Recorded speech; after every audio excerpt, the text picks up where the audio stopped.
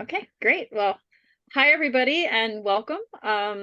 So this is permaculture and its potential in earth-based spirituality. I'm really excited to talk to you today. And actually we'll start by saying this is actually my previous homestead. This is my first homestead and a map I was doing as part of my permaculture practice as this intro. And my understanding is that everybody has both this PowerPoint and the handout, which I'll talk about. So a little bit about me. I have been an animist by a regional Druid and a pagan for almost 18 years. I live in Western Pennsylvania in the Laurel Highlands. This is actually a very beautiful place to live, but also a very challenging place to live because we have a lot of the challenges that we see. We have mountaintop removal, we have fracking, we have acid mine drainage, unsustainable logging, coal-fired power plants, old coal mining, you name it. And so we really have a lot of challenges here. So permaculture is a really nice practice to add for that reason. I am a certified permaculture designer and permaculture teacher. And I've been practicing permaculture for as long as I've been a Druid. I'm currently on 5 acres here in Western Pennsylvania where we're doing a lot of regenerative work. As a Druid, I am the Grand Archdruid and an Adept in the AODA, or the Ancient Order of Druids in America. I'm also a member of OBOD, the Order of Bards, Ovates, and Druids. And in, I think, 2018, I was one of their Mount Haema scholars. The image here is my book. My book does use a lot of permaculture. It's not solely permaculture. It uses a lot of permaculture ethics. I have another book coming out next year that's using even more permaculture, also through Red Feather. And some of you may have encountered me at the Druids Garden, which is where I've been blogging for, I don't know, like 14 or 15 years, long time. So that's a little bit about me. And permaculture is really core to who I am as a Druid and to my paganism and my Druidry. So we're going to get into that. All right. So it's no secret that life is really hard. And I would argue that it's even harder to be a pagan than it is to be either somebody who's an atheist or another religion that looks to the heavens. We pagans look to the earth. And if you're practicing any kind of earth-based spirituality, paganism, druidry, and so on, it's a hard time to be alive because the thing that we hold sacred is obviously being actively destroyed before our eyes. And we live in a culture that sort of facilitates that. So obviously, this requires many people, if you live a typical life, to deal with exploitation rather than care. And we have a lot of things that are happening every day now, and there still seems like there's very little done. Obviously, extinction, climate change, and these make it really hard to be present. They make it hard to just be willing to open our eyes and be willing to be out in nature when the nature that we see is changing. So the other piece of this is, how do we walk our walk? How do we live in a way that honors the things that we hold most sacred? And for somebody that looks like me and has the heritage and lives where I do, how do I deal with my ancestral history that was colonialism? And dealing with these terrible legacies that I've inherited. It's not just colonialism of indigenous peoples, it's also the colonialism of this land. Part of the reason that the land that I live on is damaged is because my ancestors did that. So there's a lot of pieces, right? And that positionality and that identity is core to us, but it's also really complicated. So this is sort of like the backdrop in which I'm going to introduce this idea of permaculture, because it provides us a really wonderful response. So what does permaculture do? I'm first going to tell you what it does, and then I'll give you some definitions. One of the things that it does is it helps align our inner beliefs about the sacredness of the world with our outer actions. It allows us to create much more deep relationships with nature by recognizing that we are part of nature, that we can use nature to our benefit while not actually destroying nature, but also that we have a capacity to do good. And actually, to me, that piece of doing good is truly like one of the most important things, because there's all these cultural narratives that say that we can only do less bad. But permaculture says, oh, actually, there's a whole set of tools and practices, and it allows you to do good, and it allows you to become a good ancestor, and it allows you to do more than you thought possible. And one of my personal takes on this is, because I'm an animist it also really helps me develop a much deeper relationship with the spirits of the land, with the genus loci, with the deities that are tied to the land, and so on. So, what is this thing called permaculture? Hopefully, I've convinced you that this is a cool idea. Permaculture is, in essence, it's lots of things, right? But on this most basic level, it's a system of design that helps us think about how do we approach any problem in a way that gives us ethics, principles, and practices. So it's sort of a way of thinking about the world, a way of applying certain techniques or principles, and then also sort of a heuristic. For some people, it's a lifestyle. For some people, I would argue it's part of my spiritual practice. I think no, but it also can just be a way of thinking and about the world. So it sort of helps us and puts us in a relationship with nature. And one of the things that I'm particularly interested in my own practice is how do we think about ourselves and as human beings as guardians and caretakers for the land and reframing ourselves in that role. And permaculture gives us like a great deal of tools to do that. The emphasis is not on sustainability. Sustainability is in many ways thinking about how we sort of modify our current life, which obviously isn't working for the planet, and make it less bad, where regeneration sort of takes that and says, no, actually, what we're regenerating. We want to take a damaged piece of land or a lawn or whatever and make it something that's healthy and that's an ecosystem that we are part of and that we are tending. And the other thing that I would say about permaculture, there's more things that are on the slide, but it is quite accessible these days. There's so many free resources out there. There's wonderful books. You can do free online permaculture design certificates. And it's pretty easy to learn and anybody can learn it in any circumstance. And on the handout that I gave you, because this is like a really brief, like 20-minute crash course, like can't teach you too much in 20 minutes.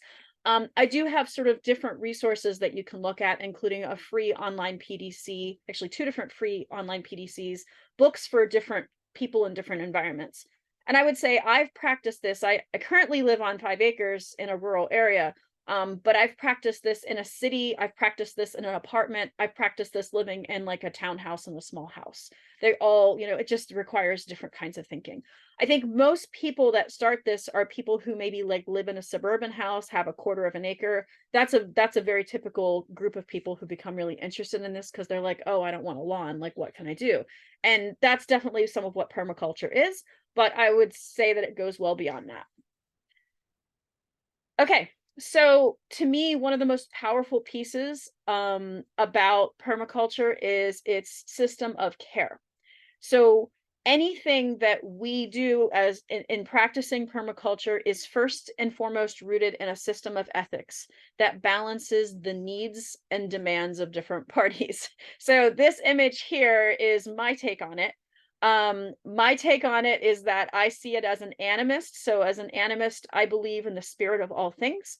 As an animist, I understand that every single thing on the planet, whether it is from nature or whether humans have modified it from nature, has spirit.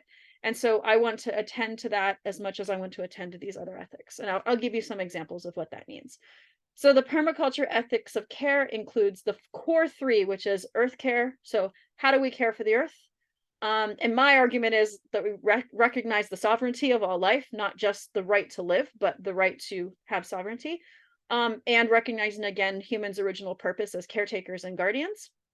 Also, at the same time, recognizing that we have a lot of people on this planet and they need care too. And a lot of us might be in care for humans. And this sort of gives us a balance of thinking about those 3 things. And the third thing is fair share. So how do we take what is fair to us, what we need, but not taking more than we need? And how do we learn to balance that and give back? So if every decision we make, we think about these 3 core permaculture ethics, that's sort of part of the system. I add spirit aware because it's not just about the physical, where these first 3 are about the physical. I also want to think about how do I care for my land spirits? How do I care for the spirits of nature that frankly have been abused for 3 to 4 centuries where I live? And this isn't just a matter of they're cutting down a forest. It's a matter of this is the 5th time this forest has been cut down. And how do I do something different than my ancestors and that other people who live here do? So recognizing the role of caring for spirits and attending to spirits as part of the ethic. That's sort of my pagan slant on that.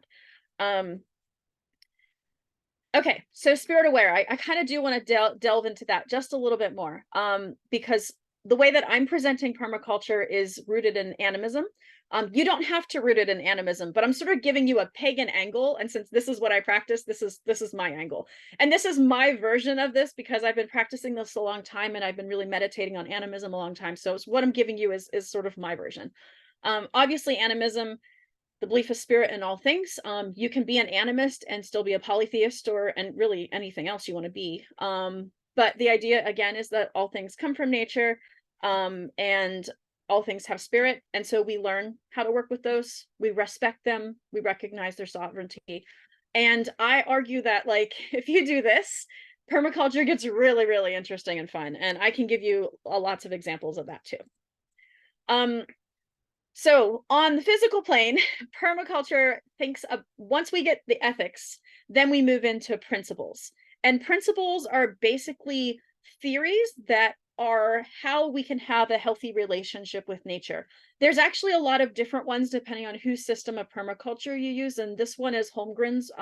I use some of these, I'll use some other ones. But you can sort of see how powerful this system can be. We take ethics and then we combine it with something like produce no waste. Wow, okay. How do I do that? And part of the fun of it is like, how do I do that? So I'm just going to give you a couple of examples. And obviously I can't, like I said, I can't teach you all there is to know about permaculture in 20 minutes, but here's produce no waste. So this is one of the design principles. This is one that I've really, really, really worked hard on, because I think that this is one that's, really causing a lot of problems on our planet.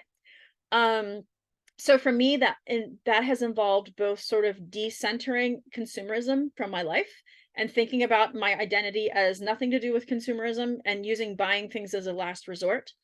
Recognizing that there's like inner and outer versions of waste and clutter. So if I clutter my mind with social media and being on it for 6 hours a day, I'm also cluttering my spiritual home. But on the physical world, we can really think about this in many ways. My photo here is of my friend Wittershins.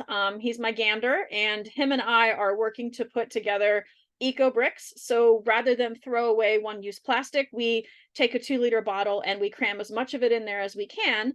And then we use this in building projects. So we've got about maybe like 60 or 70 of these now we've made over about 5 years. And eventually they'll turn into like part of a cob house or something we're going to build. So that's just an example. Composting is another example. Vermicomposting with worms is another. And on a larger scale, it would be something like figuring out how to deal with all the waste streams in your life so that they are, rather than being linear, they become a circle, which of course we pagans like circles. So something like I eat some food and my waste scraps go into my chicken coop. My chickens eat it, make eggs, and their waste goes into my compost, which goes into my garden, which then food comes out of and goes back into my house where I eat, and so on. So here's another example. Use local resources and catch and store energy are 2 other permaculture principles. So we can think about, well, what do those look like? There's a lot of elemental things in permaculture. So something like catch and store energy is, how am I working with the water? How am I working with the sun in all the different forms? How am I working with the wind rather than against it? So a lot of permaculture is about like, how do I tie to the flows of nature? So here's an example from our homestead again. This is an earth oven we built in the last couple of years, and we basically sourced every bit of this as a local material, with the exception of the fire bricks, which we had to purchase. But all of the chunks of art, the glass, were broken from things that we collected from friends. We dug local clay and used local stone. We used local wood, and now we can basically fire this, taking about, I don't know, maybe like that much wood, like that round of wood, that from sticks that come down, and then we can fire it and bake in it for 10 hours and feed like 20 people. Great example of local resources catching and storing energy. Rainwater harvesting is another example. We do a lot with passive solar and thinking about how we work to collect, like heat sink things, those sorts of things. And I can go into more detail on any of those. Here's another example. So just to give you I'm trying to give you a couple, like sort of a, broad overview. Another example. So, use the edges, value the marginal, stack functions, obtain a yield. Those are 3 principles. And here's some more about each of them. Margins and diversity in nature are really cool and really beautiful, and that's also true in humans. So we think about how do we create and use sort of edge spaces and margins. So I've got a couple of examples here of different gardens that I've built and designed. And so the one on the bottom is a pollinator herb garden and meditation, and also a place for us to gather seeds so that we can then scatter them broadly on the landscape. So this does all of these principles. It allows humans to have food and medicine. We use stones to sink heat, so we're catching and storing energy. We're using home generated compost. It's being a nectar source, and it's also a space for ritual and meditation, in addition to being a habitat for many insects. So this one space doesn't just have a function of growing food for me. That's not the way I would think about it as a permaculture designer. As a permaculture designer, I would say, how can I stack as many functions here? How can I get the most out of this space? And how can I apply those ethics, people care, earth care, fair share? Not everything in this garden is for me. I won't harvest all of it. That's not my goal. So that gives you a sense of it. Just to give you another, maybe more pagan example, we can think about how we can apply these ethics to, say, our ritual tools and the materials that we use every day. Commercial demand for things like white sage, palo santo, frankincense, these are all things that are no longer really ethical to use. We don't, when we buy them, where we're getting them. How do we learn how to develop local relationships with, say, a white pine tree, which would be where I live, or an eastern white cedar, and develop those? So we can take the principles of permaculture and we can apply them to something like, okay, I need spiritual tools. How can I do this? How can I do this in the way that takes care of my needs, takes care of the needs of nature, and also only takes exactly what I need and doesn't take more than nature has to give?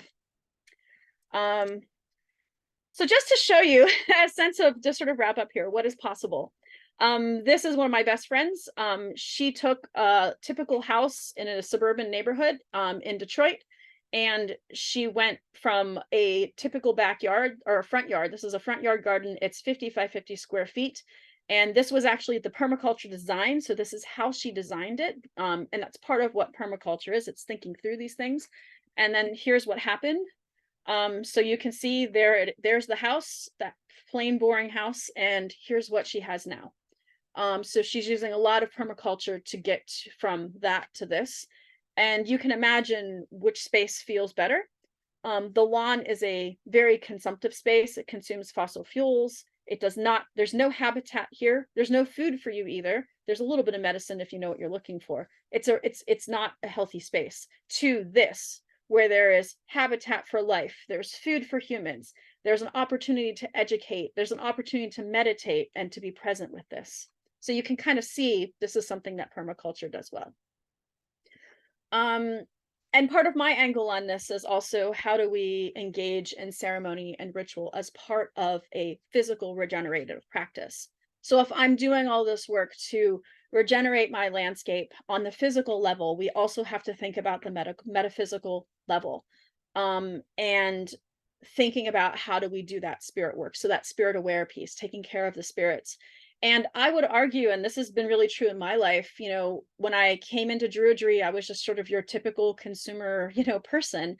And where I look at where I'm at now, almost 20 years later, as you do some of these physical changes, as you show the spirits of the land and the earth and the deities that you are really serious and you are different, and that's hard, and that's not, people think you might be weird or whatever.